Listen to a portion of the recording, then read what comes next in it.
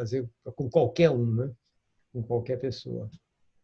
E tendo condições, logicamente, vale a pena fazer todos eles, que todos esses métodos são realmente fantásticos. Os caras desenvolveram, estão cobrando, mas tem o seu valor, né?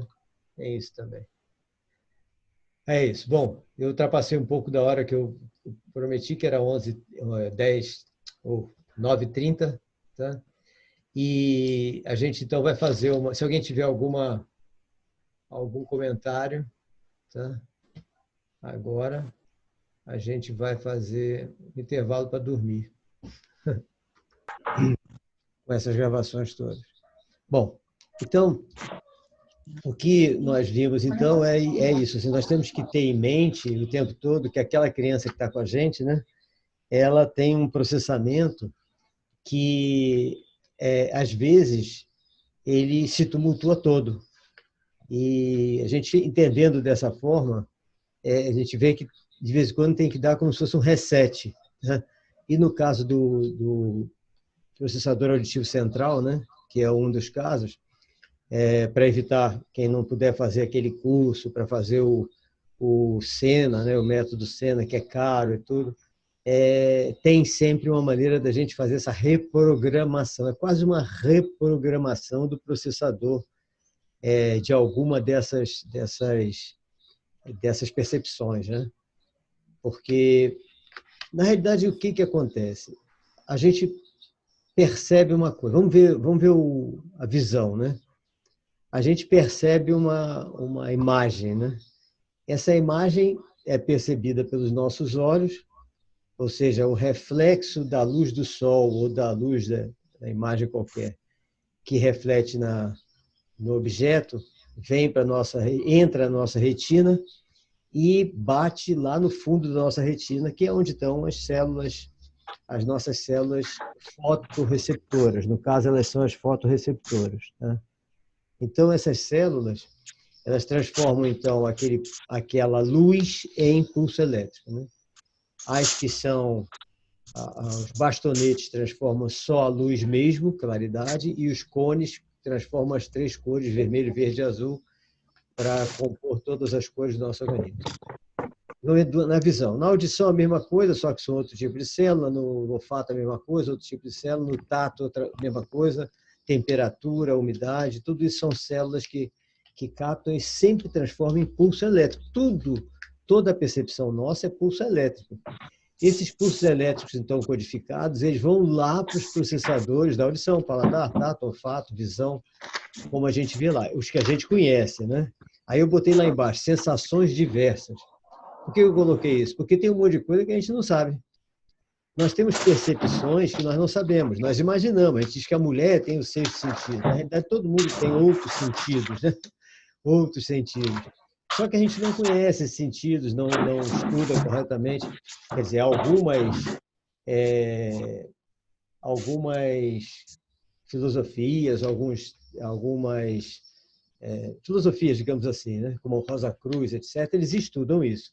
Estudam, fazem treinamento de telepatia, coisas nesse sentido, né? Mas no dia a dia nosso, a gente nem percebe essas coisas, a existência dessas coisas. A gente leva sustos, às vezes, quando a gente pensa muito numa pessoa, poxa, preciso falar com essa pessoa, de repente o telefone toca, é essa pessoa. Então a gente leva um susto. A gente acha que é coincidência, mas não é. A gente, sem perceber, mandou um sinal para ela, sem perceber, pensou em você. Na realidade, ela acha que pensou porque pensou, mas não foi porque você estava mandando sinal, e ela resolveu ligar para você. Pronto. Então, é um processo telepático inconsciente, a gente não percebe, né, que é telepático. Criança tem mais, cachorro tem mais, né? Os animais têm mais isso com a gente. Bom, mas aí todos esses pulsos elétricos vão para os elementos processadores, e lá dentro são diversas programações mesmo, é igual a programação para o funcionamento de todas aquelas redes neurais. Quando a gente estuda redes de sistemas de informática, a gente vê que elas são muito semelhantes às redes neurais, bem semelhantes, né? E uma vez eu estava dando uma palestra, não me lembro em que local foi, que eu precisava mostrar a figura de uma rede neural para comentar sobre um defeito que era a descalculia, e eu não achei a figura rapidamente. Estava já na palestra, queria arranjar uma figura rápida para fazer uma demonstração. Aí botei no Google rede neural, apareceu rede neural, coloquei no quadro, comecei a explicar direitinho tudo como era, aquilo tudo. E depois meu filho, que estava comigo nessa palestra, foi até no exterior. Ele chegou, papai, você mostrou uma rede de computador. Aí eu disse, não brinca. É mesmo? Era uma rede de computador, que é a mesma coisa. Ou seja, dá no mesmo. Na situação dá no mesmo, né? Porque as redes de computador são feitas baseadas nas nossas redes neurais mesmo. Com uma exceção, né? Que na época que a gente teve aquele curso, o primeiro curso, eu acho que já tinha sido descoberto em Lausanne, na Suíça, as 11 dimensões, eu já devo ter falado para vocês. Com a diferença de que nossas redes neurais trabalham em até 11 dimensões, e as redes que a gente constrói no computador não chegam a isso, porque a gente não conhece o que são 11 dimensões, né? Ainda. Bom, aí então esses processadores precisam ser analisados por nós quando a gente está com a criança, como a gente falou ontem, né? A criança, poxa, ela vê, ela está ouvindo tudo. Eu estou fazendo teste, um som do lado direito, ela olha para o lado direito, um som do lado esquerdo, ela olha para o lado esquerdo. Então ela tem telemetria. Eu ponho o som baixinho, ela ouve. Eu falo, eu coloco várias tonalidades, ela ouve. E como é que ela não está entendendo nada quando a gente fala com ela? Ela fica tumultuada, não entende nada. Então é o processador que está dando defeito, está dando tilt no processador. E o jeito é a gente reprogramar. E essa reprogramação, o que nós estamos fazendo é assim, é bem vagarosa, bem cuidadosa. A gente põe na sala bem silenciosa, de preferência com vedação total, e nós vamos então colocando para o cérebro dela ir se acostumando com cada uma das frequências, até que a impressão que eu tenho é que ela vai... o neurofeedback, Tânia, é ótimo. Então, tem uma amiga minha de Ribeira do Pombal que ela usa demais o neurofeedback, ela ficou apaixonada pelo neurofeedback. Quando eu fui lá, ela já me mostrou ela usando o neurofeedback e o relatório de acompanhamento dela usando o neurofeedback. E realmente é barato, realmente. É fantástico. E ela está usando já há um tempão. Ela foi minha aluna de psicopedagogia há anos já, né? Foi diretora de um colégio, um dos maiores colégios públicos de lá de Ribeira do Pombal, e era também apresentadora de um programa de rádio.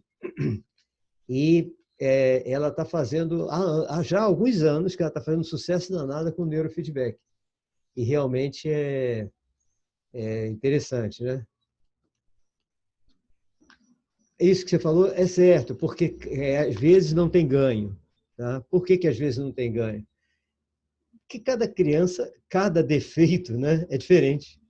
Além de cada criança ser diferente, cada defeito é diferente. Então, a gente não tem como a gente padronizar, né?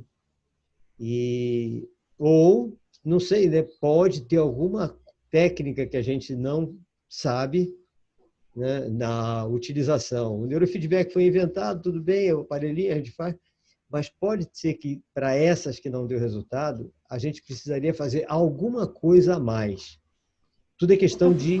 Oi, diga. Eu trabalhei, assim, durante 4 anos com o Leonardo Mascaro, Aham. o único sul-americano com a formação em neurofeedback autorizada, né, pela Escola dos Estados Unidos, e também ele foi aluno da pessoa que criou o neurofeedback. E é um estudioso, né, sobre o neurofeedback. O que eu via, assim, eu acompanhava todos os mapas, é incrível essa questão da rede. Mas, assim, Leonardo, por exemplo, ele antes de começar o processo, ele tinha esse cuidado de fazer a eliminação. Então, muitas vezes, ele não aplicava o neurofeedback, porque o menino estava com um índice de metais pesados enorme no corpo. Bom. Ele dizia, não vai dar certo. Outra hora, o menino tinha uma alimentação extremamente ruim. Ele dizia, não vou fazer. É caro, você não vai ver resultado e você vai achar que é o neurofeedback que não adianta. Exatamente. Então, assim, o menino fazia muito uso de luz azul do celular. Ele dizia, ou muda o comportamento ou o neurofeedback não vai. Exato. Assim, ele tinha esse cuidado de eliminar coisas que iriam interferir no resultado, porque não era só isso, mas Uhum. eu vi ganhos incríveis, eu vi ganhos assim, incríveis de pacientes que fizeram o meu feedback, pacientes que receberam alta e que Aham. até hoje ainda mantêm esses ganhos, porque justamente é um trabalho nas redes, né? A gente vai Exatamente. trabalhar nas redes. O que é, é, essa psicopedagoga, né? Na de Vietnã, o que ela faz, ela foi minha aluna, então ela criou junto comigo um protocolo para ela usar, né? Esse protocolo foi o seguinte, é tudo aquilo que a gente fala do autista, né? Primeiro a gente atacar todas as causas intermediárias dos sintomas, né? Então, a gente atacando todas as causas intermediárias dos sintomas, a gente vai sobrar para a gente apenas aquilo que precisa ser trabalhado com alguma coisa tipo neurofeedback, por exemplo, né?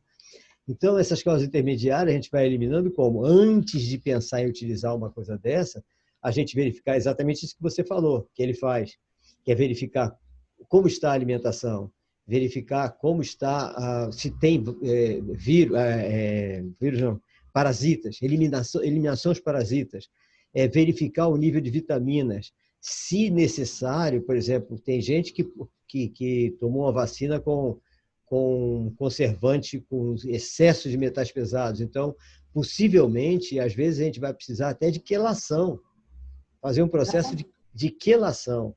Porque aí, feito tudo isso, a gente eliminou tudo que a gente sabe que é causa. Todas essas coisas são causas secundárias, mas são. A causa principal nós sabemos que é a parte, quer dizer, nós achamos que é a mutação genética, nós achamos, né? Mas as causas secundárias ou intermediárias, digamos assim, nós sabemos quais são. Então, a gente não pode querer fazer uma coisa realmente, né? Um trabalho desse. É como a gente tomar um remédio para dor de cabeça e assim que a dor de cabeça passar, a gente martelar a cabeça. Aí vai doer de novo, a gente toma outro remédio. Aí acaba, martela a cabeça de novo. Por quê? Porque se tem metal pesado, se está comendo veneno para ele, glúten, caseína, soja, conservante, açúcar branco, refinado, se está com metal pesado em exagero, porque teve excesso foram vacinas com excesso de conservante, muito alumínio, muito metal pesado. Aí, obviamente, a gente está fazendo um trabalho que pode até ter algum resultado, mas nunca o resultado ideal que a gente quer. Então, eu sempre peço para as pessoas tomarem cuidado de eliminar primeiro todos os causas intermediárias, né? Para que a gente fique mais tranquilo. Até na escola. Na escola, Olha, por exemplo, diga, pode dizer, né? eu acho assim, sabe, professor, toda essa questão.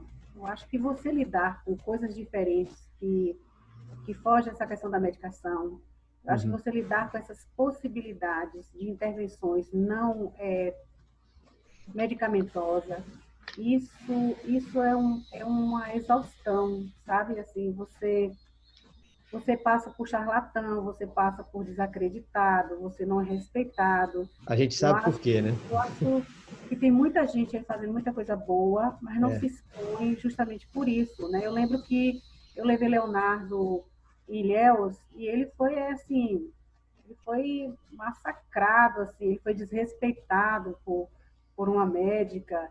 Ele é muito triste assim, quando a gente vê, É. sabe? É complicado. Então, assim, o livro dele é Medicação para Quê? Um dos livros de Leonardo. Tem um Uhum. Arquitetura do Ser e tem um Medicação para Quê? Onde ele explica o neurofeedback. Só por conta desse título, você não tem ideia. Até processo de psiquiatra, de neurologista.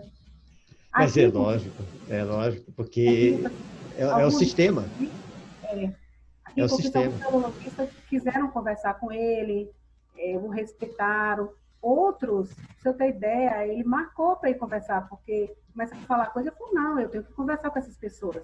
Perguntar Aham. porque estão dizendo de uma coisa que elas não sabem. E não foi nem recebido. Nem recebido. Então, assim, É é o muito medo. complicado, né?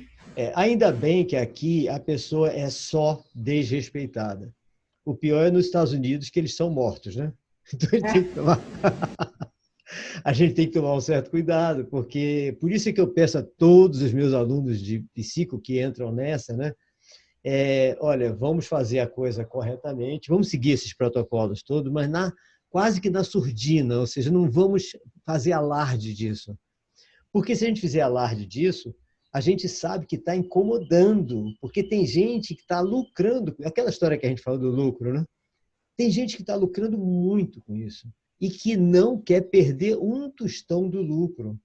Então, se você mostra que está conseguindo resultados, como a Derbal Sabrá, está conseguindo resultados espetaculares, sem utilizar essa patota enorme de remédio, é um perigo, porque esses caras vão ser execrados. Né? Então, é perigoso mesmo. Você vê aqueles livros que eu mostrei aí em Ilhéus, que foram proibidos, né? Até livro proibido de ser vendido. Tá? Eu não sei se o de Leonardo vai ser proibido também, qualquer dia desse vai ser. Porque são livros que mostram, quem lê o livro vê, meu Deus, por que estão proibindo isso? O que está acontecendo? Por exemplo, o vírus esse do coronavírus, né?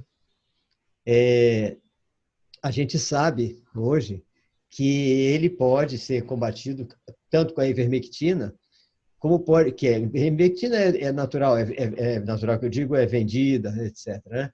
Mas ele pode ser combatido também com CDS, que é o MMS,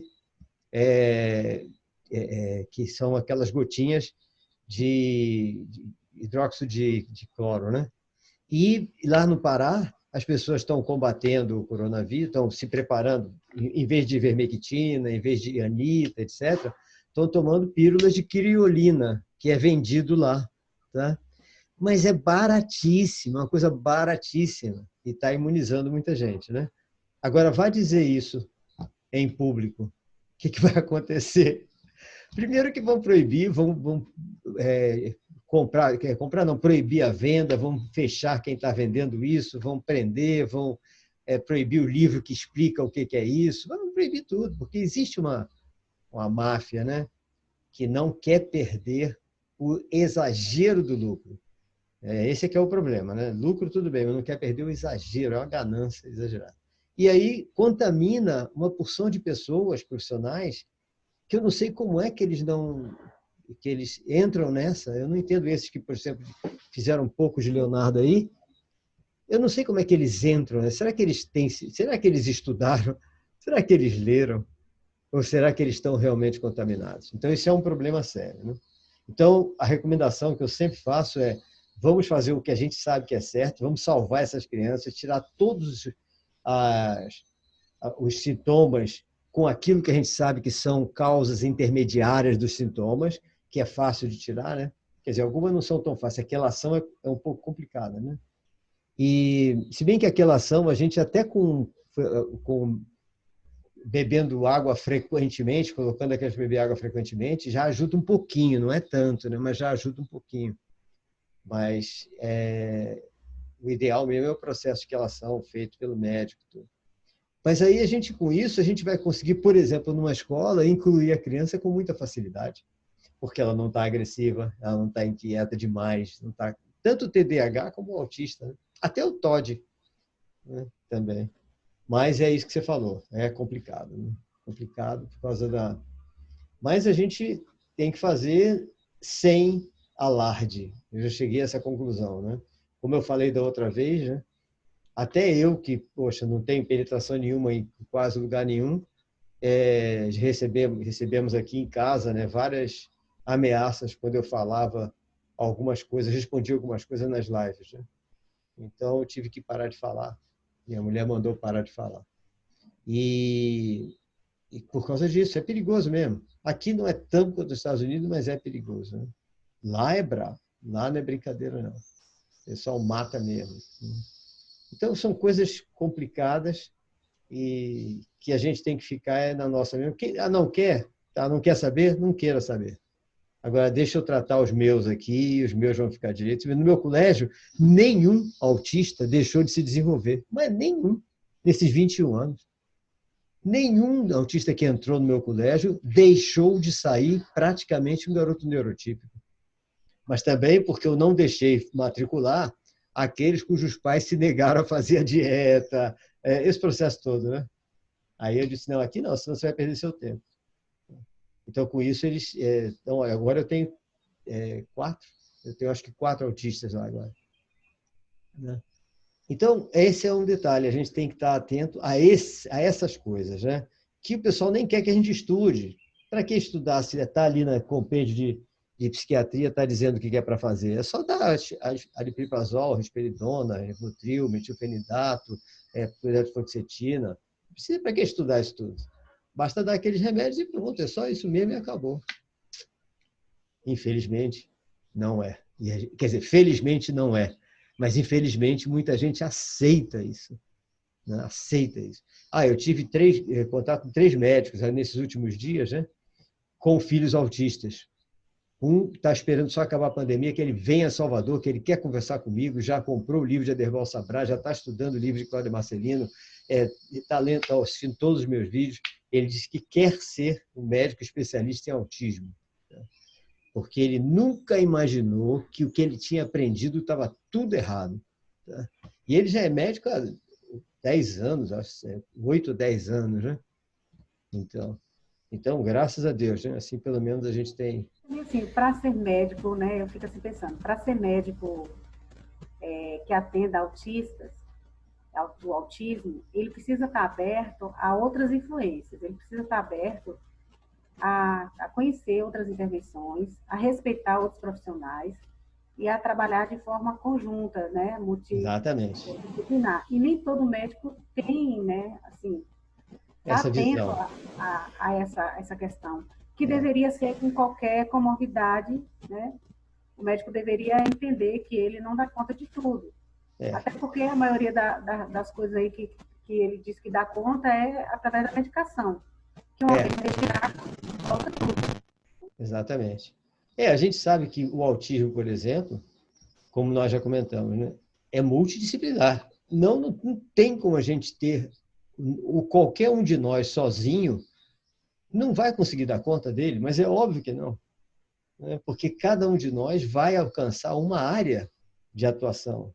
Né? A gente ainda tem muitas dúvidas sobre isso. E não é só o autismo, como você falou.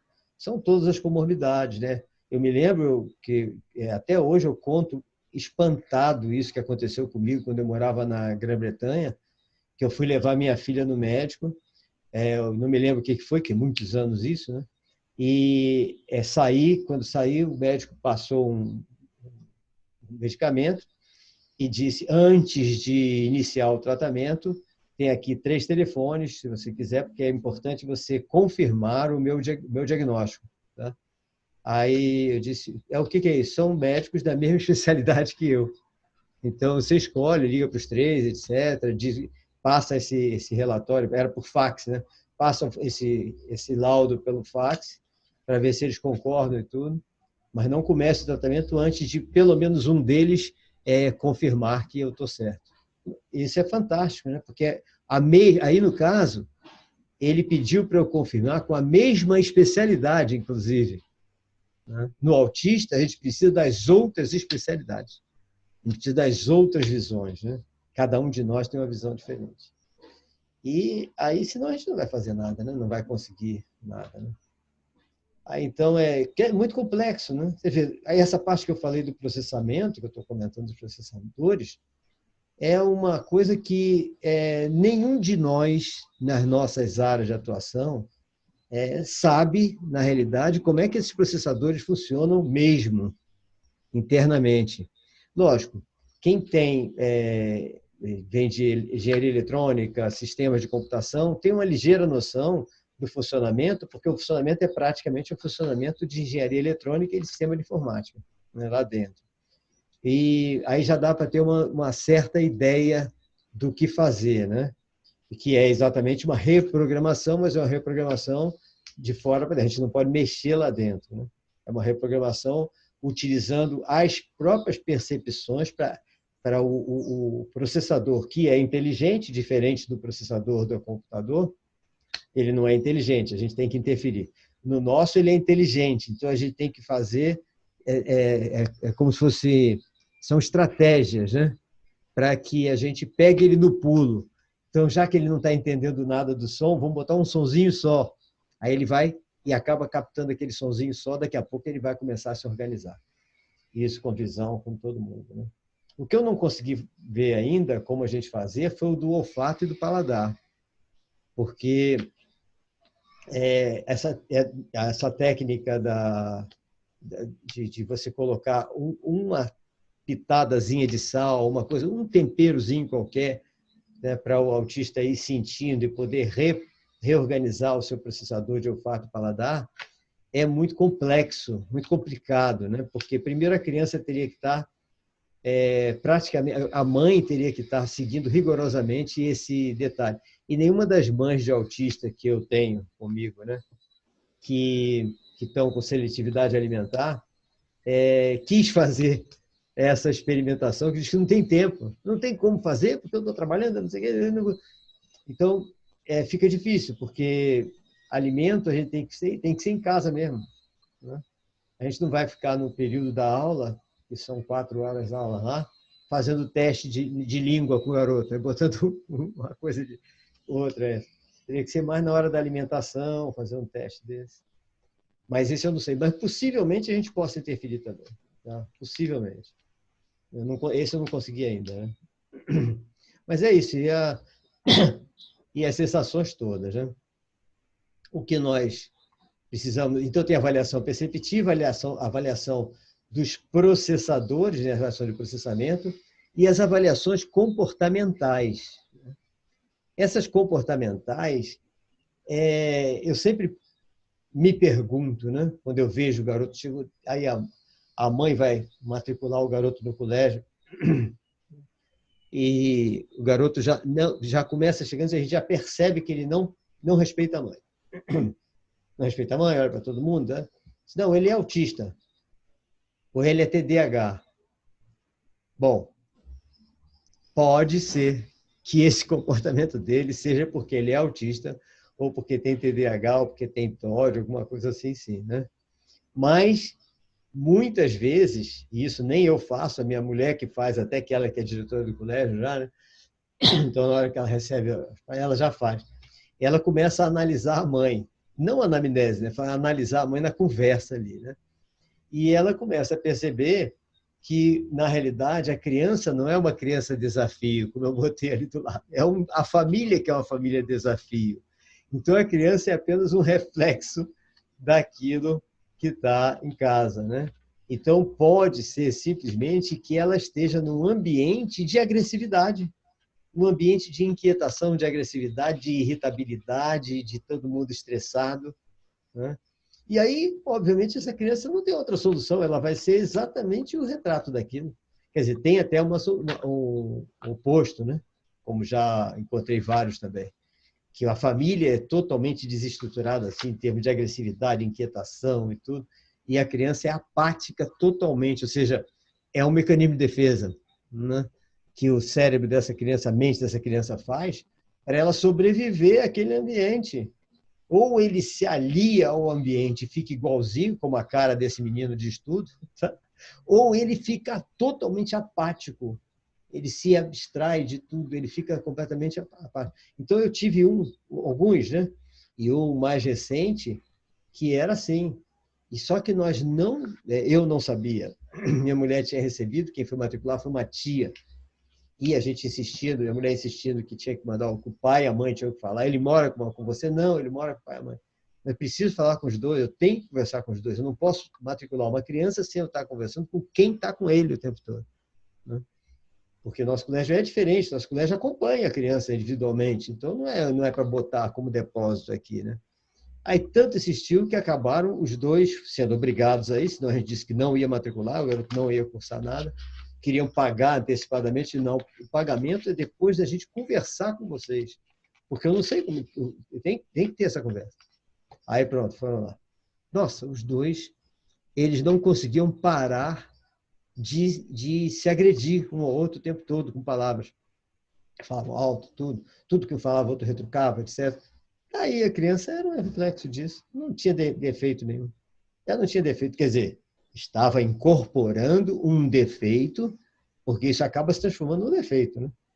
Estava incorporando um defeito de comportamento e que daqui a pouco ia ter que ser contido com medicamento. Já imaginou? E sem necessidade, sem elas ter uma anomalia genética nem coisa nenhuma. Mas é complicado, né? Roberta diz que acredito que não seja tudo errado. A questão é que ainda é tudo muito novo. Isso é verdade, né? Não devemos deixar de buscar e tentar. Infelizmente, nada é definitivo quando se fala de autismo. Cada profissional buscando fazer a sua parte, com certeza contribui exatamente. E respeitando a do outro, né? O importante é a gente, inclusive, ouvir o outro, né? Então, a gente fazer a nossa parte, agora, ouvir o outro. Tanto que as clínicas que eu estou orientando, eu tenho pedido para elas de 15 em 15 dias fazerem reunião com todos os terapeutas e um ouvir o outro em relação... É como estudo de caso. Essa semana mesmo eu conversei com a clínica Desenvolver e com a clínica Universo Paralelo e a Psicológica que muda de nome, essas três. Justamente porque, se eles não fizerem isso, eu desisto de orientar os terapeutas de lá. Porque eu não acredito que vai haver um trabalho perfeito com um profissional só atendendo o autista ou o TDAH. Então, eles têm que estar, o profissional está atendendo, mas tem que conversar com os outros, para os outros darem opinião. Então, o respeito é importante à opinião do outro. A gente não pode, a gente tem que ser humilde o suficiente para saber que nós não somos dono da verdade, de jeito nenhum, né?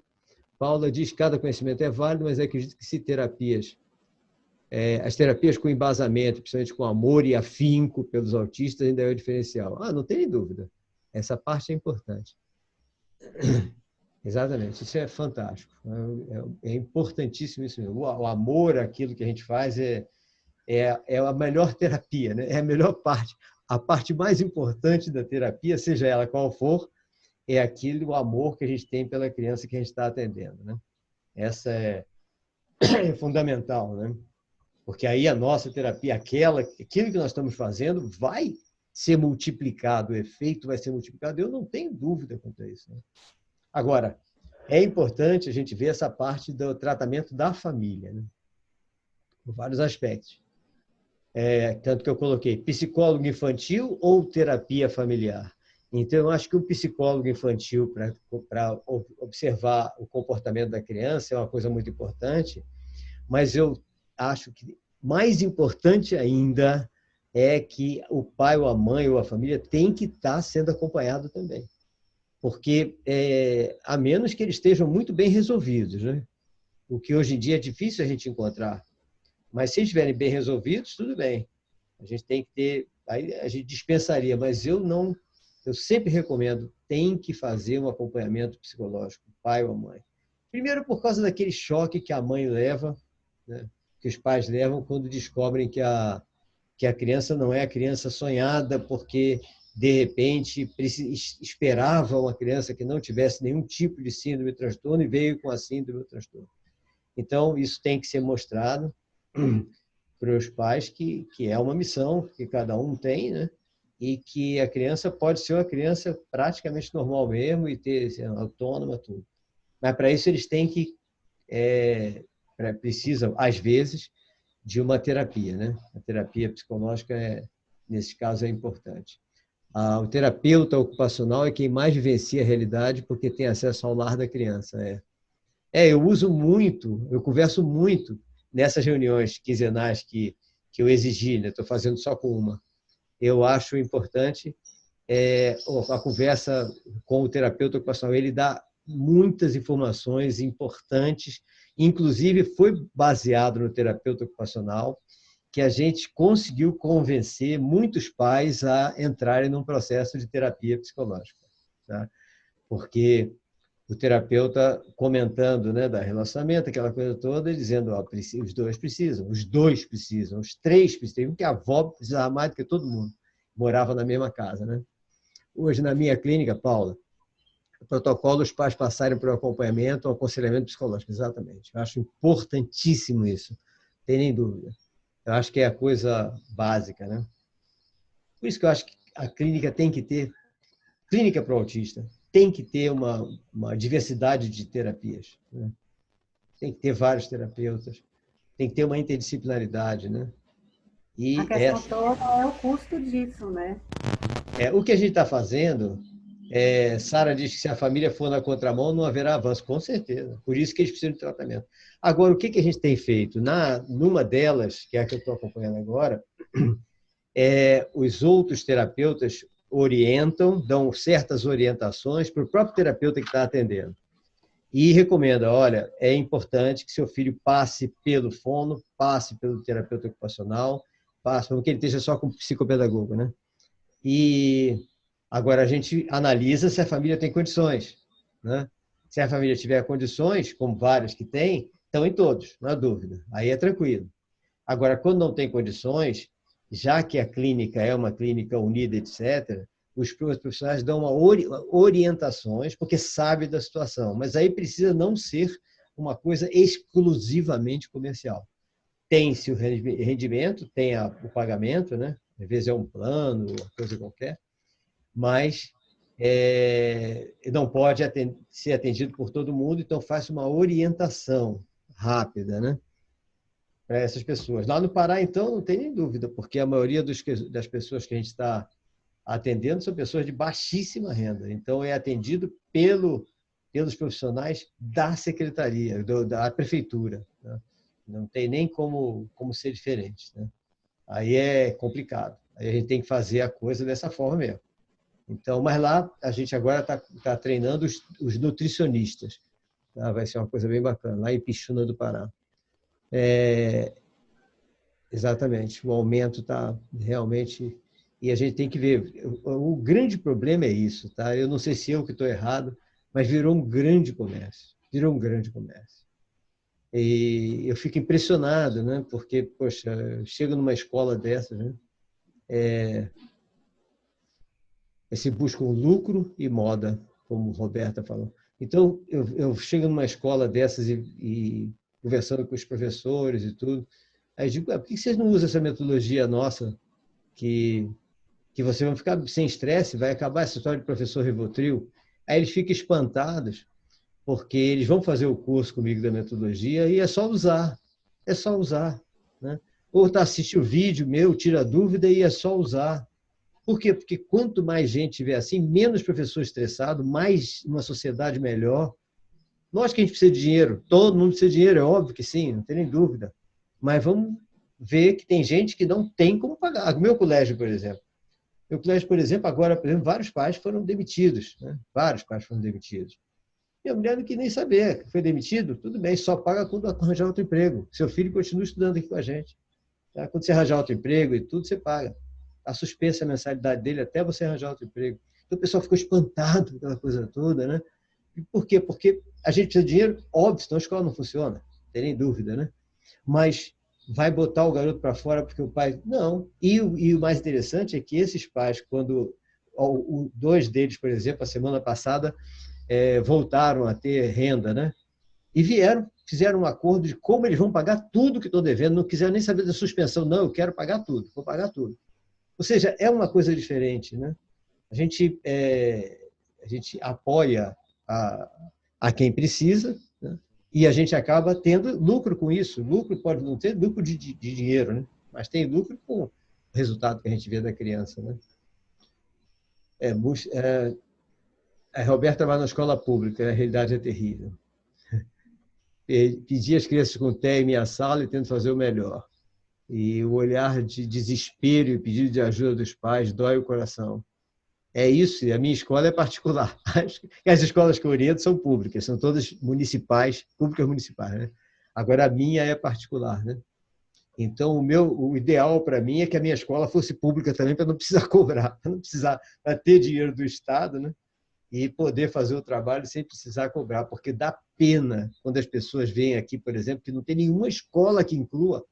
É difícil você achar uma escola inclusiva aqui.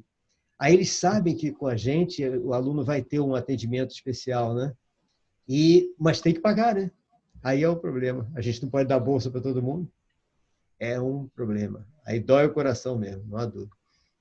Então, essa criança, por exemplo, na avaliação do comportamento, é exatamente isso que ele tem que fazer. Ou seja, O pai vai ter que ter uma orientação, no mínimo, uma orientação psicológica, né? Se puder fazer um tratamento, ótimo. Se não puder, pelo menos uma orientação psicológica, né?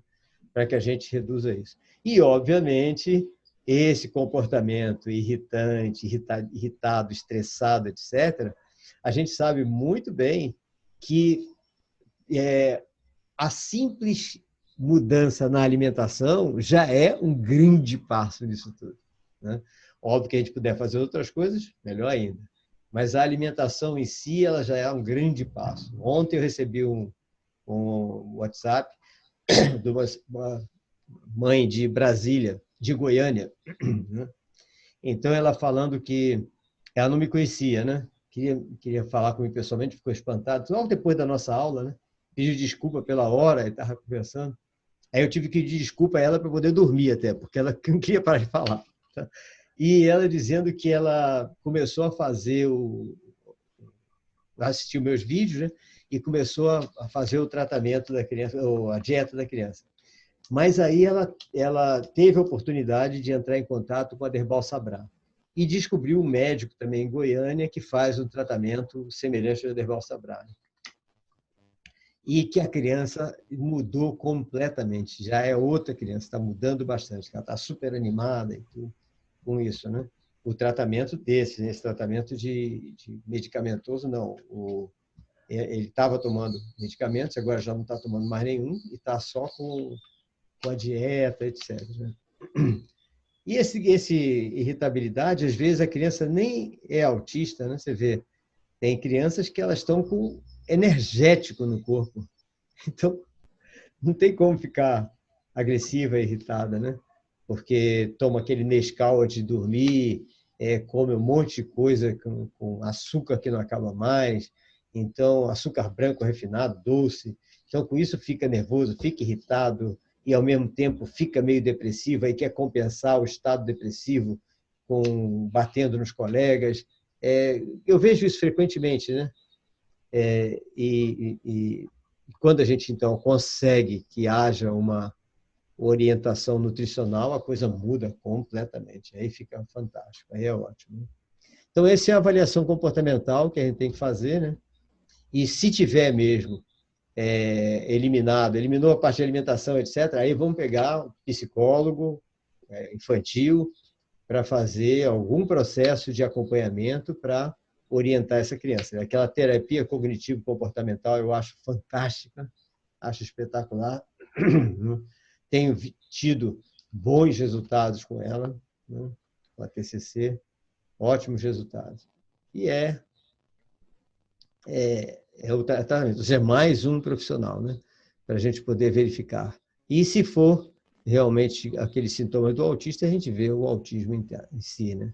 Mas a avaliação mesmo que a gente tem que fazer, na realidade, tem que ter essas visões interdisciplinares, não há dúvida. Né? E uma visão que eu vejo, e por quê? Eu vejo que é como na Gestalt que eu botei aí, né?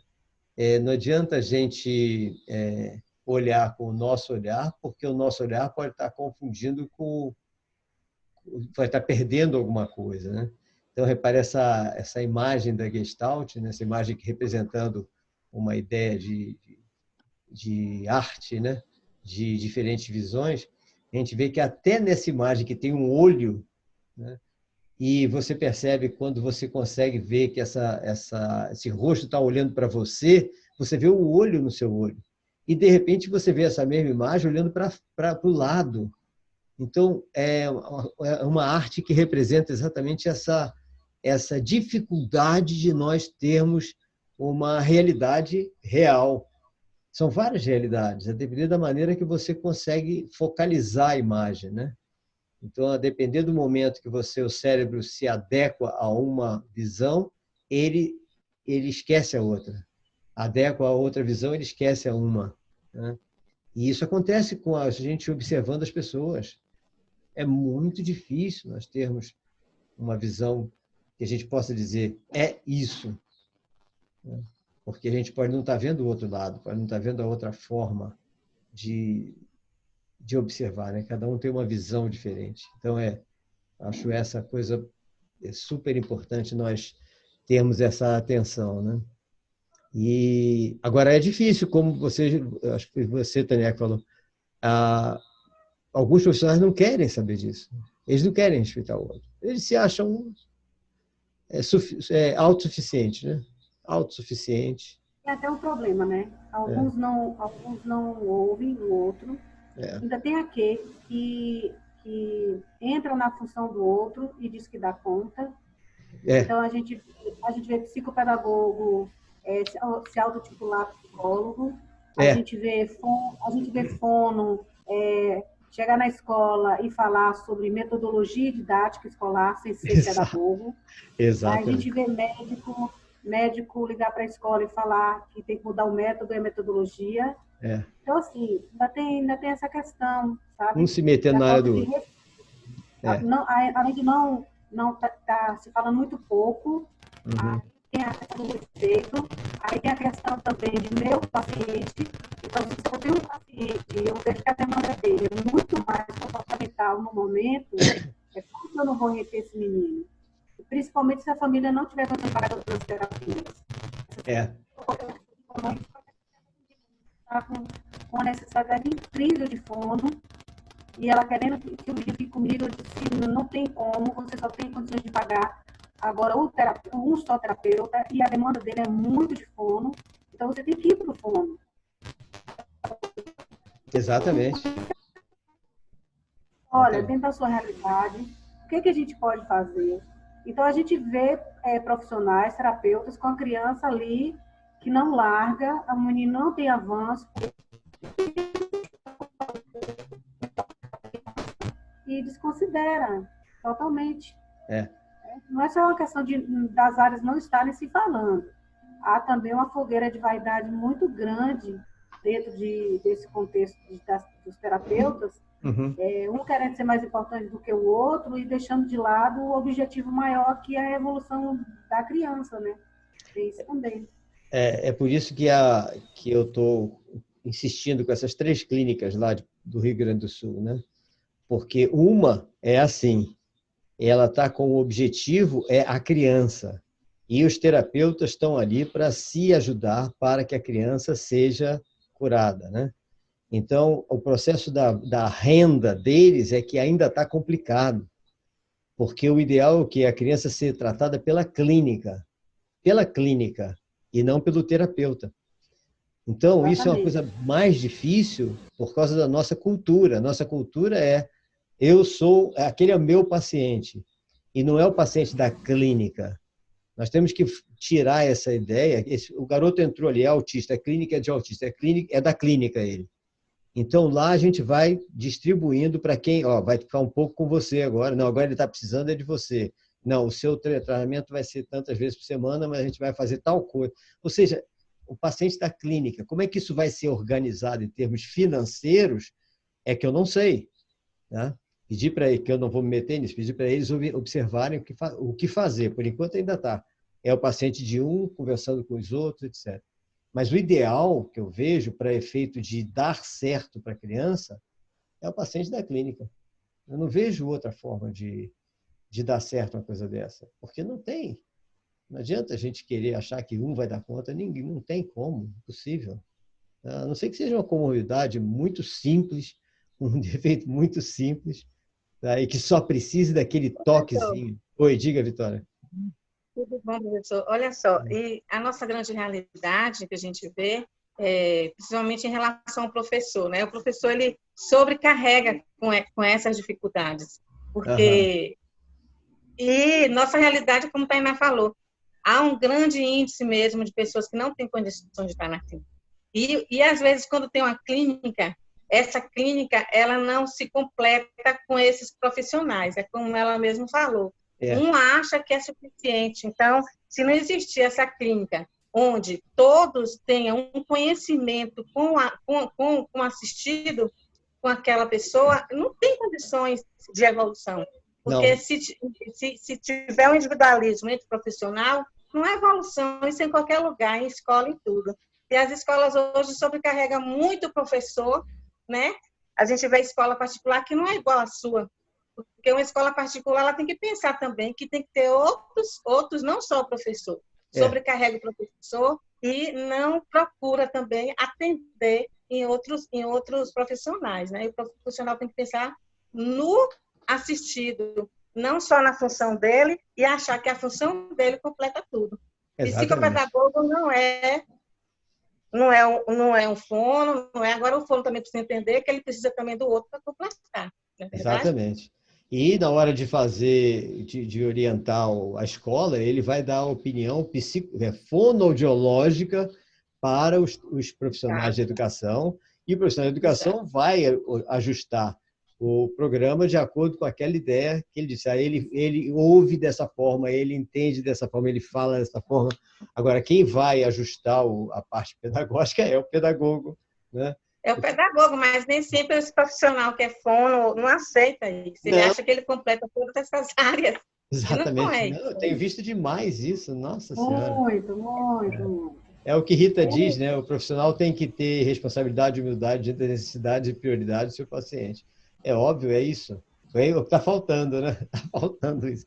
Eu vejo na escola, volta e meia entra um garoto com um laudo médico dizendo qual é a metodologia que tem que ser usada. Outro dia eu recebi uma visita de uma psicopedagoga que queria saber como é que estava sendo atendido pedagogicamente o paciente dela. Aí ela foi para a minha sala, eu digo, o que você entende de pedagogia? Tá? O que você entende de educação? Porque quer que eu ensine como é que é a nossa metodologia aqui? Aí eu primeiro vou lhe dizer, não, eu quero ver, tá, primeiro eu vou lhe dizer como é e você vai olhar pela câmera o que está sendo feito com as crianças, tá? Aí eu expliquei, eu não sabia que era assim. Pois é, aqui é assim, a parte educacional a gente faz, tá? Com a maior perfeição possível, dentro do que a gente pode fazer.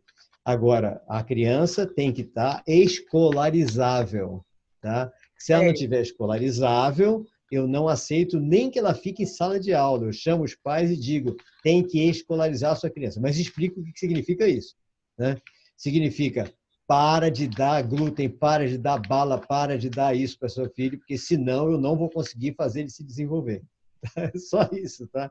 Então, vamos fazer, faça essa dieta, arranje um nutricionista, e na minha escola tem um nutricionista, né? Tem um técnico em nutrição, não é nutricionista. Eu digo que se você quiser, o técnico em nutrição vai lhe dar todas as orientações, tá? Para seu filho ficar escolarizável. Agora, se não quiser seguir, não é aqui que vai ser matriculado, tá?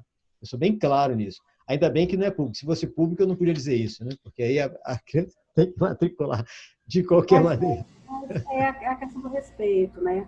Quando eu faço o acompanhamento, e o acompanhamento psicopedagógico, preciso entender que ele acompanha a criança, a família e a escola. O psicopedagogo, ele tem que transitar por esses três ambientes: escola, família e a criança.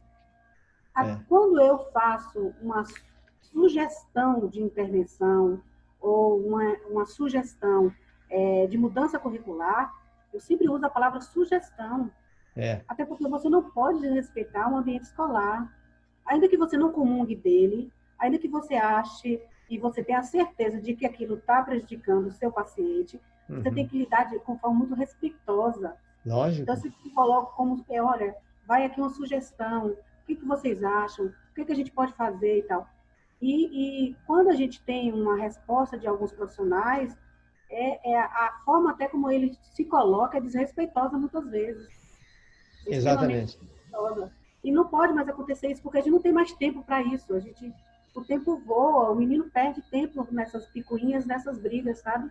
Então, muitas vezes eu recebo isso, deleto, não quero nem saber e vou bola para frente, porque não dá nem para você ficar perdendo tempo, sabe, professor? Chega uma hora que você cansa disso tudo. Como você falou, bora fazer a parte da gente? Exatamente. Cada um fazer a sua parte. Né, professor? No seu próprio livro tem a questão do planejamento didático pedagógico, e ele explica muito bem que na escola, né, o valor humano trabalhado, a questão do controle emocional, a identificação das inteligências e habilidades, que o senhor explica lá muito bem, né? O desenvolvimento ao estímulo à criatividade, o estímulo ao raciocínio lógico, o respeito às diferenças cognitivas e também o comportamento dos alunos. Então, nós temos também dentro da escola todo esse planejamento. Então, o profissional que chega, ele tem que estar embasado, porque qualquer metodologia que estiver adotada pela escola tanto os professores como os coordenadores, eles têm que estar atentos a todo esse embasamento, né? Exatamente. Então, às vezes, aquele fono ou que chega tem que entender também isso, né? Tem que entender, conhecer esse aluno também no contexto de planejamento didático pedagógico. A gente sabe que tem escola que não está querendo saber de nada, não. A gente sabe que tem isso, né? A gente sabe que tem profissionais, professores, oficiais de educação, que também não estão nem aí para nada. Mas como em toda profissão tem isso. Então, a gente não pode considerar que essa é a regra, né? E vamos, então, conversar com a escola. Como é que vocês estão fazendo? O que nós podemos trabalhar em conjunto para essa criança se desenvolver bem? Vocês na parte educacional e eu na parte terapêutica, né? Então, a gente tem que trabalhar em conjunto, que foi uma coisa que eu consegui, graças a Deus, depois de muito tempo.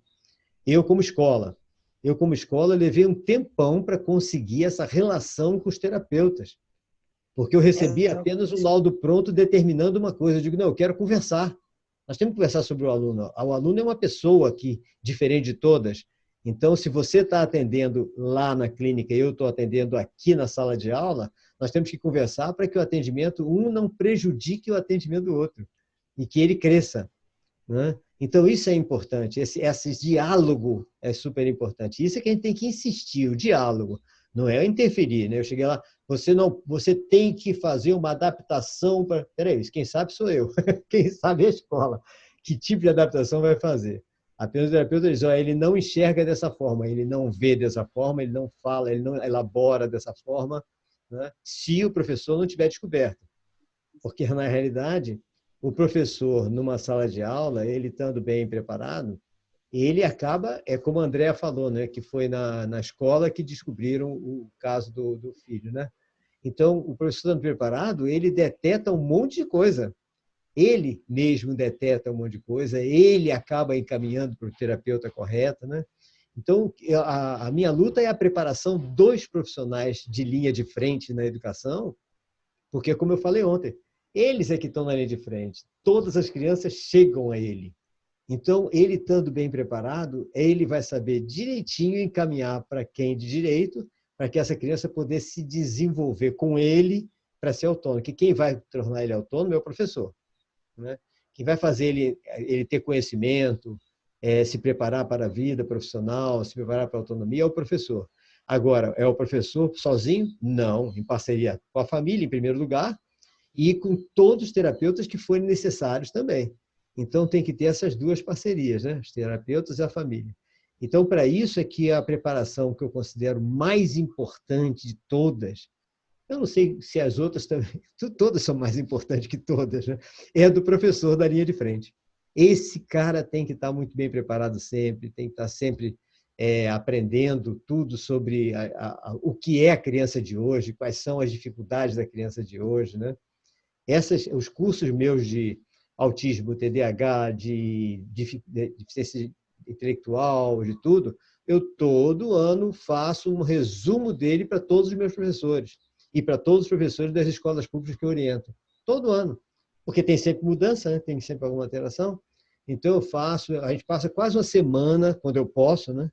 Quando a escola pode, aí eu passo quase uma semana não só na preparação didática do ano letivo, né? Que aí fica lá com os coordenadores, essa parte eu não me meto, mas eu faço a preparação do entendimento da criança, do entendimento de si mesmo, em primeiro lugar, o autoentendimento, né? E depois do entendimento da criança. E isso tem que ser todo ano a gente tem que fazer isso. E mesmo assim, a gente volta e meia tem que falar outras coisas, porque são descobertas outras coisas, tem mais técnicas, etc., aí nas reuniões pedagógicas a gente faz isso.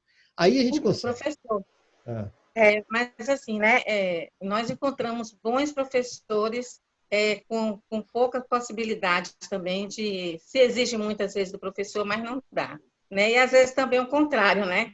Mas é como o senhor falou, o professor ele tem que estar sempre buscando, né? Buscando o conhecimento para ser colocado em prática, porque eu creio que o professor tem um valor muito grande do conhecimento do aluno, né? E ele precisa dessa sustentabilidade com outro profissional, que também conheça. Exatamente. Né? Porque eu vejo o pedagogo, o psicopedagogo, tem também uma função importante, desde que ele acompanhe, né? Porque chegar de estar não adianta, né? A mesma coisa do coordenador, tem que ter conhecimento de causa também, para estar junto com o professor, ajudando os alunos, né? Esses assistidos. Quem tem que fazer, deve fazer, né? Como eu faço na minha escola, a gente pegar o neuropediatra, fonoaudiólogo, o médico nutrólogo.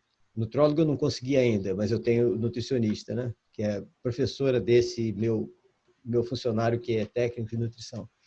Então, aí esse cara vai e dá uma palestra para os meus professores e dá uma palestra na Julião de Paz. Então, com isso, todos ficam com aquele conhecimento básico necessário ao leigo, porque todos nós, é uma coisa que eu faço questão, todo mundo tem que ter um conhecimento generalista, alguma coisa de generalidade, é muito importante, né? E isso é bacana porque vários profissionais desses, eles me pediram para quando chamar o outro profissional, para avisar ele que eles querem assistir também. Ou seja, um que assistiu do outro. Aí eu acho fantástico, não há dúvida, né? Então, o fono foi o primeiro que pediu para assistir o do nutricionista, tá? Porque eles dois, mais o terapeuta, são três que trabalham em conjunto, né? O fono, o terapeuta ocupacional e o nutricionista, né? Então, um que assistiu do outro. Oi. Tem a questão dessa troca, né? Eu acho que aí vai a questão do respeito. Eu tenho um privilégio de conhecer uma fisioterapeuta aqui, que é uma das pessoas assim, mais competentes em fisioterapia pediátrica que eu tive a oportunidade de conhecer. Uhum. E é uma menina de um trabalho incrível. Depois vou apresentar o trabalho dela de mestrado e doutorado para vocês. Uhum. E, assim, esses dias ela me ligou à noite, né? E, assim, como ela já trabalhou comigo, as meninas que trabalham comigo me chamam de tia, né? E ela me ligou, tia, também, eu preciso de um apoio aqui. Eu disse, tia. Uhum. Aí ela falando assim, tia Tânia, me fala sobre o que é que você acha da prematuridade do indivíduo que foi prematuro quando ele entra na idade escolar, o que é que você recomenda? Eu disse, poxa, achei tão bacana, a menina que é excelência em fisioterapia pediátrica, a menina que trabalha no follow-up, o melhor follow-up que tem aqui, um trabalho incrível de filantropia dentro da faculdade que ela dá aula, mas lembrar que talvez a minha visão e o meu trabalho possa ajudá-la na orientação dos pais que ela está atendendo. Então, eu acho que é isso que é importante, entendeu? É essa troca. Não adianta você saber e você não dividir. Tem que dividir, mas tem que ser dividido. Exatamente. É fundamental isso. Mas o ideal é que a gente consiga construir essas visões, né? Construir nas pessoas essas visões. E com esse negócio de eu chamar um para dar palestra, outro para dar palestra, aí acaba o pessoal se contaminando. Então, já tá tendo gente assim, né? Lá no Pará já conseguimos também. Então, já tem... A dificuldade lá é que, pelo menos na cidade de Ipixuna, é muito pobre, né? Mas eu tenho levado gente de Belém do Pará para dar uma palestra, uma coisa assim, né? Então, é muito bacana isso, porque a visão generalista, a pessoa não fica totalmente tendo que acreditar em tudo que falam. Quando você começa a dar um conhecimento generalista, a pessoa já tem capacidade, já tem condições de questionar, né? E já tem condições de buscar alguma coisa a mais. Então, isso é importante para nós, né? Super importante para nós. Então, é isso, a gente tem que tomar esse devido cuidado, né? É muito importante isso. Aí a gente entra agora numa parte que é a parte das perguntas que a gente tem que fazer numa anamnese, tá? Quer dizer, algumas sugestões e algumas tentativas de por que determinadas perguntas acabam sendo mais necessárias que outras. Lógico que, como a gente já começou, muita coisa vai surgir aos poucos, a gente sente que vai precisar fazer uma pergunta que a gente não fez. Por isso que o ideal é que tenha uma anamnese, exato, um padrão de anamnese para a gente saber o máximo possível. A gente sabe que essa primeira anamnese é muito falha, né? Mas que a gente faça aquilo que Tânia falou, ou seja, uma anamnese, acho que foi Tânia que falou, né? Uma anamnese processual.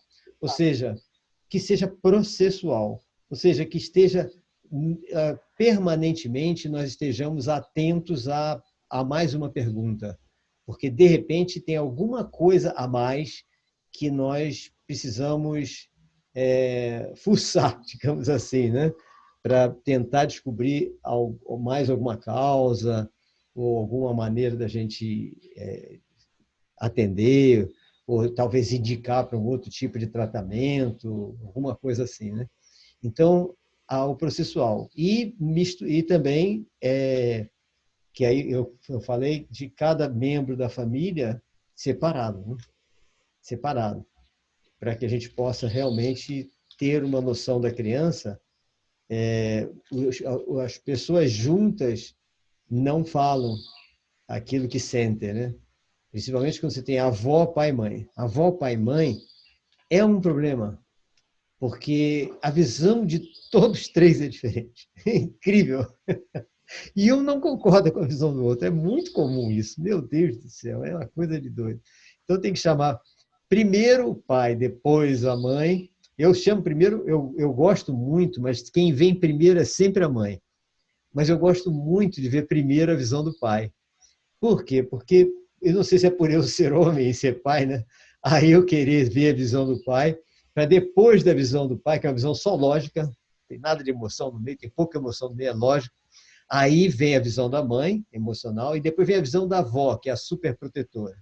Então, é interessante que aí a gente já vai, já tendo a visão lógica primeiro, a gente se prepara para a emocional e para a superprotetora. Então, eu faço podendo, né? Nem sempre eu consigo fazer isso, né? Mas quando eu consigo, eu acho que fica quase perfeito. Perfeita não fica, não, mas fica uma coisa quase perfeita. Eu até sugiro que vocês tentem fazer nessa linha, porque, veja, você pegou a lógica primeiro. O cara, ele não é que o homem seja bronco, não. Ele é lógico. Então, ele vai ver só a parte lógica da coisa, né? Então, você já, aquela parte não tem dúvida. Quase, quando o homem fala, você quase não tem dúvida. Tá. Fala muito pouca coisa.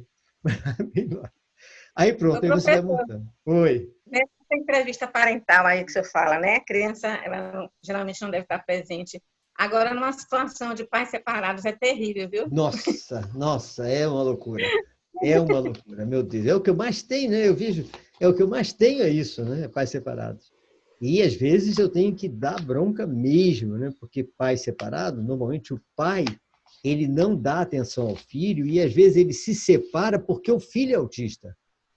Já aconteceu isso. Ele se separou porque o filho é autista, porque o filho é deficiente, porque o filho é paralítico, porque o filho é isso. Ele separou, ele não diz que é por causa disso, né? Diz que é porque está em compatibilidade com a mulher, não sei o quê, mas não é nada disso, é porque ele quer se afastar da culpa.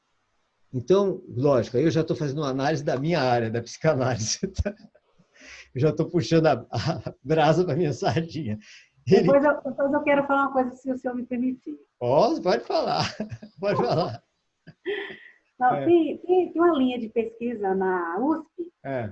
sobre isso, sobre o índice de separação em casais que recebem um filho com alguma demanda sindrômica, algum distúrbio. Uhum. E o que é interessante é que agora eu não me lembro a pesquisadora, foi um grupo de estudantes. Eles foram achando que a hipótese seria que os homens abandonam essas mulheres, como assim, a culpa seria maior do homem, né? Porque é fraco e tal, porque abandona. E no final da pesquisa, eles viram, né, chegaram à conclusão, eu acho que tem muito tempo essa pesquisa, talvez tenha tido desdobramento, que existem 3 fatores, né, que contribuiu de forma muito, muito pontual, né, segundo a pesquisa. Um é que o homem, ele realmente, ele começa a se sentir negligenciado pela mulher, no sentido de ser homem para ela. Ah, tá. Uhum. Né? A mulher começa a cobrar desse homem e a culpá-lo também por não se firmar dentro da relação. E o terceiro momento, que a mulher não delega esse homem o cuidado dessa criança por não confiar nele. Pode ser também. Então, assim, eu achei essa pesquisa bacana, porque, assim, eu tinha muito isso, assim, eu vejo muito isso na clínica, professor. Eu acho que de 80% dos meus pacientes, os pais são separados. Os pais são separados, né? E aí, depois que eu vi essa pesquisa, e como eu sempre estou em contato e é sempre permanente, assim, essa minha anamnese, assim, buscar saber o que está acontecendo de novo e tal, quando eles começam a ganhar confiança, principalmente os homens, eles começam a ter essa queixa, né? que a mulher não consegue entender que ela pode viver independente da síndrome do filho, né? Uhum. Que se ela quiser sair, se ela quiser se arrumar, se eles quiserem colocar uma pessoa para tomar conta da criança, para eles poderem fazer um passeio, não faz com que ela seja menos mãe. O homem faz isso sem culpa, né? Uhum. Ele vai tomar o chopp dele, né? E a mulher não faz muito isso sem culpa. Então, assim, eu gostaria de ver outras pesquisas, né? As psicólogas, Exato. a gente aí, bora pesquisar sobre isso, porque realmente não é fácil para a mulher, não é fácil para a mãe, porque realmente ela se dedica muito, é 100%. A mãe, ela começa... Mas eu acho que a gente leva muito essa coisa da culpa também, que o homem não carrega... Não, eu acho que não quer dizer que ele não esteja envolvido. Eu só acho É, que talvez ele não carregue essa culpa como a gente carrega, né? Então, acho que é, a gente, quando a gente está com o filho doente, até o fato de você sorrir, você se sentir mal. Como é que eu vou sorrir? Como é que eu vou estar bem se meu filho não está bem? Né? Então, isso é interessante. Para mim é até fácil fazer isso. Eu não tinha pensado em fazer esse tipo de pesquisa por causa da escola, né? Das escolas que eu oriento, né? Eu vou até é interessante. tentar fazer isso porque realmente é interessante, né? É uma coisa a saber mesmo. O que eu tenho visto é o que, inclusive, o Roberta falou do pai abandonar o filho, né? Então, isso pode ser por esse motivo também, ele se separou e acaba abandonando o filho por causa disso, pode ser isso, né? Então, o que acontece? A, o problema que eu tenho chamado muita atenção desse pai que abandonou o filho é porque, por mais que possa ter todos os motivos possíveis sobre essa pesquisa, né? Ele tem que estar atento de que o filho não tem culpa. E o filho, mesmo o filho não sendo autista, né, já foi detectado aquilo por vários estudos psicológicos de comportamento dos school shooters, né? Aqueles garotos que entram nas escolas atirando nos Estados Unidos e tal, principalmente nos Estados Unidos, em que todos têm em comum, todos eles têm em comum a carência afetiva do pai, a carência afetiva paterna. Então, todos eles, muitos deles, o pai mora com a mãe, mas não está nem aí para ele. E a maioria, o pai não mora com a mãe e tem outra família e não dá a mínima para ele. Então, muitos têm outras carências, mas a única coisa em comum que todos, na época, foram detectados é a carência afetiva paterna. Então, isso pode realmente ter alguma coisa. Foi feito até vários estudos o porquê disso. Aí tem o processo da necessidade de demonstrar uma masculinidade pela falta do apoio masculino, etc. Aí são as explicações psicológicas, né? Várias explicações psicológicas. Cada um tem uma maneira de interpretar isso. Mas o fato é que todos eles têm em comum a carência afetiva paterna. E isso a gente vê que, então, se isso com a criança neurotípica dá problema, imagina com uma criança que tem alguma dificuldade maior no processamento cerebral, no processamento do entendimento de mundo. Essa, então, deve ter problemas mais sérios ainda, e pode aumentar até os sintomas, pode dificultar até a cura de alguns sintomas. Então, o pai, eu tenho reclamado demais do afastamento. Tá?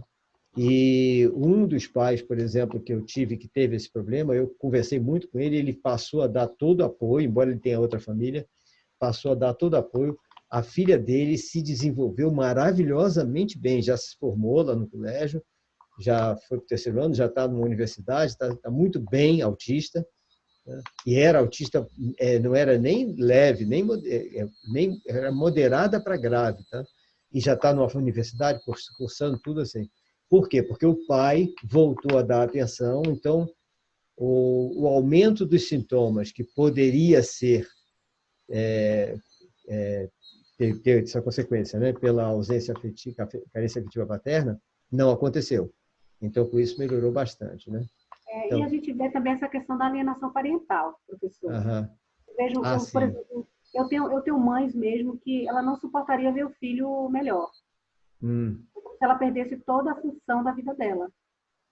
Interessante, né? Isso Eu acontece vejo, mesmo, né?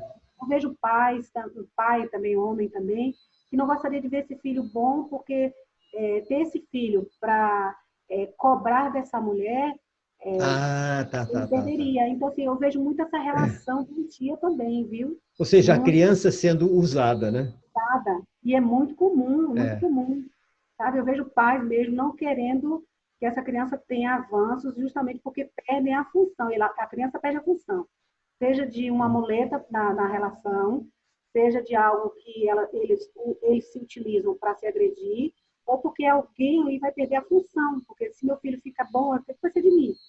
Ele nasceu, eu cuidei dele o tempo todo, agora eu faço o que de mim? Porque aham. também tem isso, né? A gente tem que fazer o que a Andrea falou, né? A gente tentar conquistar esse pai e essa mãe por um processo terapêutico ou de orientação, né? Tentar conquistá-los, porque eles são assim, porque estão mal preparados. Eles estão mal preparados para a vida, eles têm suas carências também, né?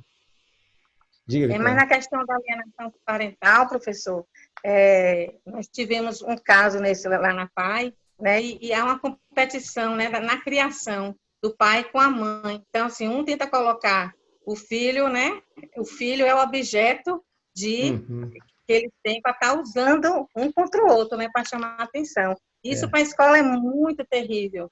Então, nesse caso, a gente tem que realmente, o socorro vem através dos psicólogos, né? A gente termina tendo que fazer aí um atendimento para esses pais, que muitos não exato, querem. E exatamente. aí a criança que sofre com isso. Tem que ter uma É, cautela muito grande em exatamente. relação a isso. No final, quem sofre é a criança. É um problema, né, que a gente tem.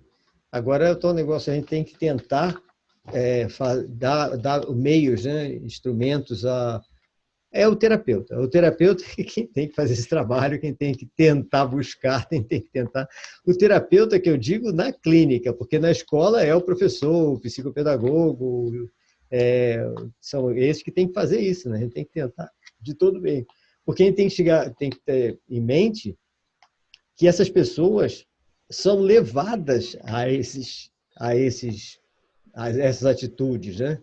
Por algum motivo. Sempre tem um motivo. As pessoas não fazem isso por maldade, porque querem. Tem um motivo, e esse motivo, às vezes, é uma carência que está fazendo ele ser duro assim, ou ser desligado assim, né? Uma carência. É um resultado de uma educação que ele teve incorreta, né? Às vezes ele tem algum tipo de transtorno, leve, mas tem, né? A Também tem cobrança isso. da sociedade, que ele A não está cobrança, preparado. exatamente, também a cobrança da sociedade.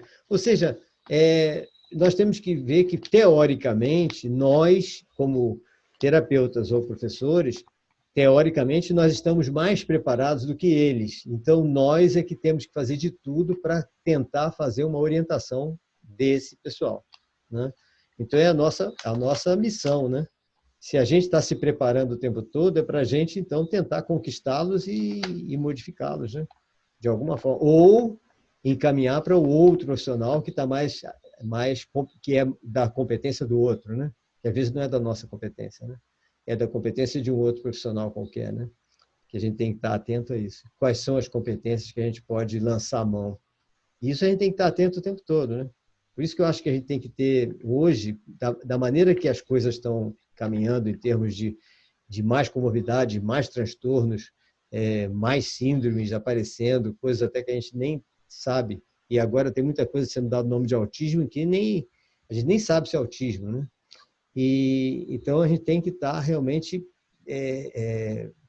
O ideal é a escola ter anexo à própria clínica. A gente já está quase chegando a essa Escola conclusão, clínica, né? escola clínica. A gente já está, a escola clínica, a gente está quase chegando a essa conclusão. Tem um projeto meu que é esse, inclusive. No Reino Unido, eles usam muito esse método, escola clínica. Aonde? Reino Unido, No Reino Unido tem, exato, tem isso. E muito a forte. ideia eu tenho um projeto aqui, que eu estou acabando finalizando ele, que já é antigo, apenas eu retomei o projeto, né? Que era justamente o projeto original da nossa instituição, né? Que era justamente isso, era o Instituto de Pesquisa Colégio Clínica. Então, você tem o colégio, você tem a clínica e você tem os profissionais do colégio e da clínica como profissionais de pesquisa. E Entendeu? isso para pesquisa é o único meio viável. Eu comprei uma área de 20 mil metros quadrados só para fazer isso. Foi exatamente para fazer isso. Não consegui até hoje, tá? Mas consegui que a prefeitura aumentasse em 1.500% o imposto da área e está impagável o imposto. Só isso. E vão me tomar agora. Vai ser executado assim que terminar a pandemia. Já disseram que vão executar e vão levar minha chácara. Então, poxa, não consegui. Era precisamente para isso, né? Para fazer o instituto de pesquisa, a clínica e o colégio. Perfil. Agora eu estou retomando o projeto, porque alguma coisa me diz que vem dinheiro por aí. Então, pronto. Se vem dinheiro por aí, vou fazer esse projeto. Vamos dizer com a minha aí, professor. Aí todo mundo vai se dar bem, que eu vou chamar todo mundo para me ajudar nessa instituição, clínica, escola, né? Que é juntar todo mundo para pesquisa, para tudo. Aí todo mundo nas áreas. Que aí a gente vai ter produção de conhecimento para realmente poder fazer a coisa, né? Aí é uma coisa maravilhosa. Mas eu peguei, eu só deixei aqui do lado, busquei lá na chácara, está aqui, e vou reiniciar o projeto. Tá?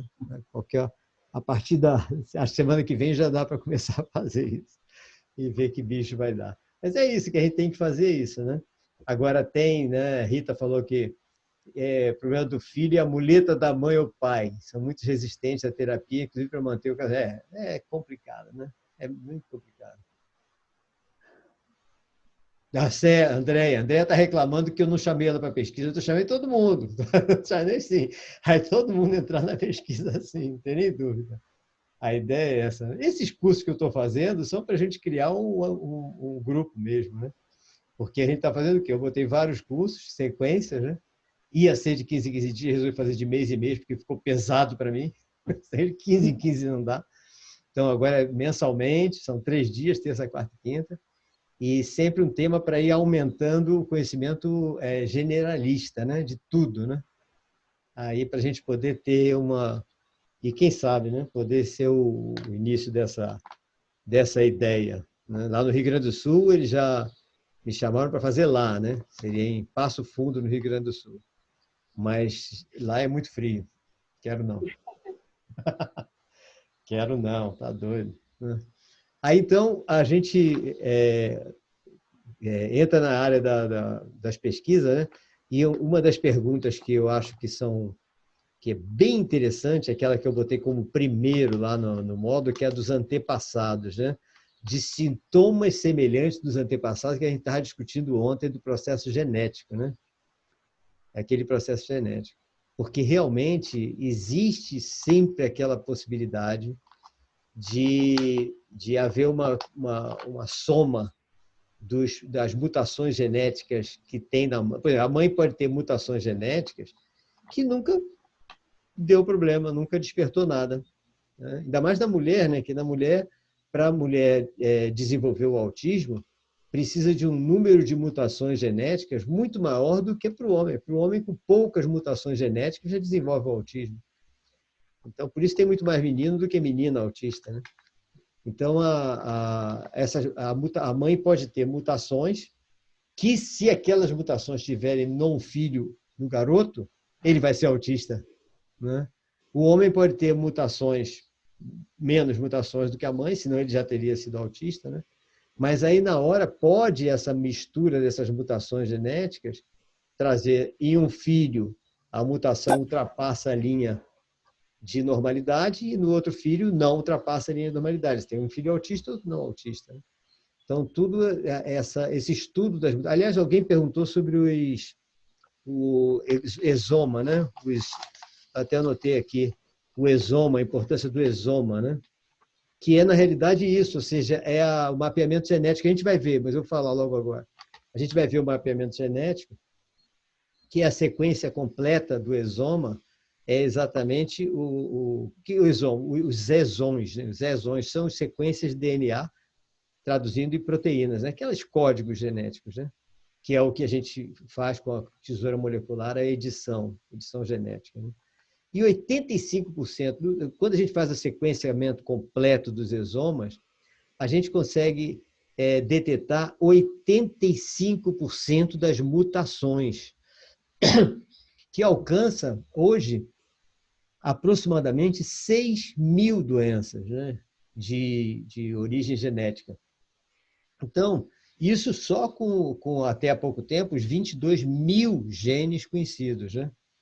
Então, com isso, essa sequência... Agora é caro, né? Ainda é muito caro fazer esse sequenciamento completo do exoma, né? Mas eu acredito que em futuro bem próximo, esse sequenciamento vai ser primordial a partir do momento que a gente já tenha conserto para cada defeito genético, né? Se o processo da edição genética já tivesse no desenvolvimento mais acelerado, né? Aí uma coisa juntada com a outra pode vir a ser uma terapia definitiva. Pode vir a ser. Nós não sabemos ainda porque está muito incipiente, né? Tanto quer dizer, um está caríssimo, não está incipiente, é caríssimo, que é o sequenciamento, e o outro é o mapeamento genético, e o outro é caríssimo, que é o processo da... Quer dizer, o outro está complexo, que é o processo da edição genética, né?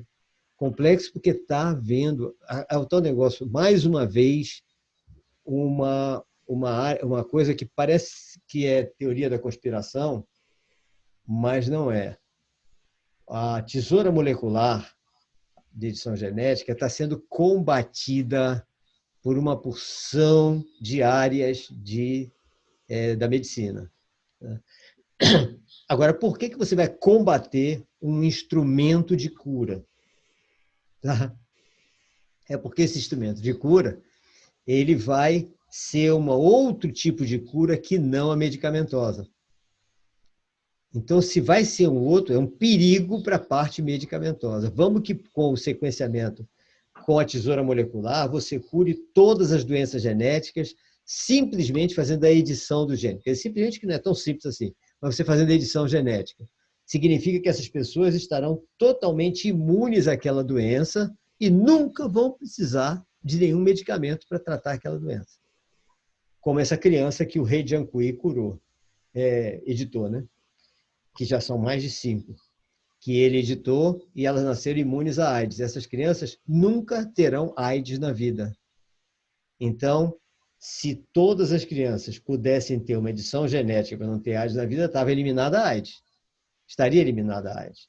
Estando eliminada a AIDS, está eliminado também uma das maiores rendas da indústria farmacêutica no mundo hoje, que é a indústria da AIDS. Então, são coisas que parecem teoria da conspiração, mas é real, a gente vê isso. Mas também tem a questão da ética ainda, não? Da ética no... Assim, esse processamento. Eu acho que esse processamento, que dificulta muito a questão do uso ético da tesoura, né, em alguns casos. Tá. Quando a gente fala de tesoura, tudo bem, eu concordo, assim, dentro da minha visão limitada, claro. Eu acho que, assim, é uma coisa que não é real, é uma coisa que a gente não é mais ficção, é uma coisa real, possível. Uhum. Só que assim, junto a isso, né, muito próximo a isso, tem uma edição aí não ética. Tá. Uhum. Uma edição aí junto aí muito próximo, não ética. Quando por exemplo, a vacina que foi produzida para o Down, síndrome de Down. As meninas tomarem vacina para não ter filhos com síndrome de Down. Uma vez vacinadas as meninas, elas não teriam a síndrome de Down. Uhum. Possibilidade de ter filhos com a síndrome de Down. O grande impasse aí é a questão ética. A síndrome de Down é doença porque a vacina é para o controle de doença. Se eu produzo essa vacina e dou essa vacina para as meninas, para elas não terem filhos com síndrome de Down, eu tenho que agora colocar a síndrome de Down dentro de um patamar como doença. Exatamente, sem dúvida. É um negócio meio louco, assim. Por exemplo, quando eu recebi essa notícia, eu estava fazendo um curso com o Zan, e aí, assim, aquilo me chocou muito. Me chocou porque eu lembrei dos meus pacientes com Down, uhum. né? Os queridos, assim, e me veio aquela visão, assim, sobre doença. Já meu filho, que faz medicina, ele fala, não, minha mãe, isso aí é muito prático, isso é muito viável. Então, assim, é uma confusão na cabeça da gente. É por isso que eu falei, ser cientista não é fácil. Não, lógico que não. Você se despide de muita coisa. Exatamente. Não há dúvida, esse negócio da tesoura molecular e da edição genética, ela pode ser usada, inclusive, para outros fins, né? Para querer criar um ser humano diferente. Aí a coisa complica mais ainda. Agora, nessa parte, é bem polêmico, porque a partir do momento que você não fala o síndrome de Down, mas, digamos, doenças, né? Você faz com que esteja imune a doenças, está ótimo. Agora, a gente pensando também no síndrome de Down, né? E se a gente conseguisse, por exemplo, uma edição que no Down já existente, ele se tornasse uma pessoa sem as características do Down? Entendeu? Então, a gente está curando, né? É muita polêmica, né? O que Fernanda pergunta, essa edição não acarretaria outro problema? Sim, acarretaria sim. Há estudos na Grã-Bretanha, inclusive, que foram estudos mostrados exatamente quando o rei Jiankui apresentou a tesoura dele em Hong Kong, que dizendo o seguinte, eu acho, não sei se eu já falei para vocês, a Pedro fala para ser usada para gerar seres humanos mais controláveis, robôs humanos também, exatamente. É isso mesmo. Por isso é que é polêmico, sim, a parte ética é importante. Aí o que aconteceu? Fez um estudo na Grã-Bretanha mostrando que a edição genética altera a proteção da película protetora das células, e com isso as células ficam facilmente cancerígenas. É uma ideia. Essa foi um estudo. Outro estudo dizendo que a edição genética reduz a expectativa de vida daquela pessoa que teve a edição feita, né? Então, a parte de tirar a proteção da célula e ela poder ser uma célula cancerígena, tudo bem, é um problema. Agora, esse de redução, eu fui estudar todo o trabalho deles para saber o que significa essa redução da expectativa de vida. E eu fiquei espantado porque é um estudo que eu não vi absolutamente motivo de ter sido feito, porque a expectativa de vida que ele reduz é 5 anos de vida, 4 anos de vida a menos. Isso aí qualquer cigarro reduz essa expectativa de vida. Então, eu achei que foi uma coisa meio estranha e muito mal explicado. Não entendi direito o trabalho, não. Mas foi o quê?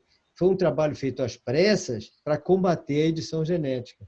Vamos estudar a edição genética, como você falou, como vocês falaram também, para verificar o uso correto ou não, o uso antiético ou não. Vamos fazer um controle ético que deveria ter sido feito com o rei Jiankui lá na China. O controle ético do laboratório dele. Tem que ser feito isso, né? E não prender o cara, que está preso até hoje, incomunicável. Então, é um absurdo um troço desse, né? Você prender um cientista em vez de botar ele controlado eticamente. Faz o controle ético da laboratório dele, né? Então, isso aconteceu lá, né? Então, essa parte ética, essa parte genética, então, ela está muito polemizada, né? Está muito polemizada, e, na realidade, tem muita polêmica mesmo, tem muita coisa a ser estudada, e cada visão, como o Tânia falou, a visão de Tânia é uma, a visão do filho é outra. Cada um de nós tem uma visão diferente em relação a isso. Por isso que a gente tem que fazer o diálogo. Bom, vamos fazer o intervalozinho.